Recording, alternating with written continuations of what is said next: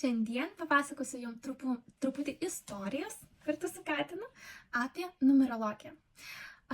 Istorinių faktų apie numerologiją yra tikrai nedaug, nes pati numerologija dažniausiai yra susijusi su asmeniniais tikėjimais ir pasaulėžiūra, o ne su konkrečiais laikotarpio ar vietos istoriniais įvykiais. Tačiau yra tikrai keletą faktų susijusių su numerologijos istorija. Senovės Graikija.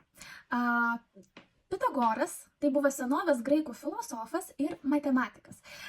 Jis yra vienas iš seniausių tokių figūrų, kurioms priskiriama numerologijos plėtra. Jis garsėja savo skaičių teorijos tyrinėjimais ir buvo tikėjimas, kad skaičiai turi svarbų vaidmenį žmonių gyvenimuose. Tai nuo Pitagoro būtent viskas ir prasidėjo.